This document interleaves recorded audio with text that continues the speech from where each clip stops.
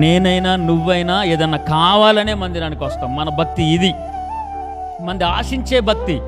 మన పూజలో, మన వ్రతంలో, మన ఉపవాసంలో, నేను ఉపవాసం చేస్తానన్న ఏదో అడుగుతున్న దేవుణ్ణి కారము సాంబ్రాణి బోలము కానుకలు సమర్పించి ఏమీ అడగకుండా వెళ్ళిపోయారు. అయ్యా నా భార్యను కాపాడని అడగొచ్చుగా, నా పిల్లల్ని కాపాడొచ్చు అని అడగొచ్చుగా, నా ప్రయాణంలో తోడుగా ఉండని అనొచ్చుగా. ఏమీ అడగలేదు. ఏమీ ఆశించని భక్తి చేశారు జ్ఞానులు. ఈరోజు నీ భక్తి ఎలాగుంది, నా భక్తి ఎలాగుంది, సేవకులందరి సేవ ఎలాగుంది, మన పరిస్థితి, మన సమర్పణ ఎలాగుంది? ఏదైనా కావాలని మందిరానికి వస్తున్నాం. ఈ పండుగ కూడా మన సంతోషానికి చేసుకున్నట్లు కాదు, కానీ జ్ఞానుల వలె మనం నిస్వార్థమైన భక్తి చేయుదుముగాక.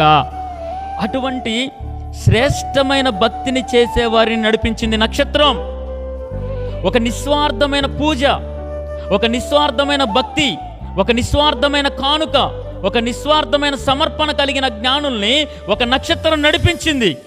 ఈరోజు నువ్వు రక్షించిన ఆత్మలు కూడా, నీ ప్రార్థన ద్వారా వచ్చేవాళ్ళు కూడా ఎలాగుండాలి అని అంటే, ఇక్కడికోసేపు అక్కడికోసేపు నిలబడే వాళ్ళు కాదు, మందిరాలు మార్చేవాళ్ళు కాదు, దేవుడి పట్ల సమర్పణ మార్చుకునే వాళ్ళు కాదు, కోప్పడేవాళ్ళు, ఆవేశపడేవాళ్ళు, ఇదిగో కొన్ని రోజులు భక్తి చేసి కొన్ని రోజులు మానుకునే వాళ్ళు కాదు, ఆదివారాలు మానుకునే వాళ్ళు కాదు.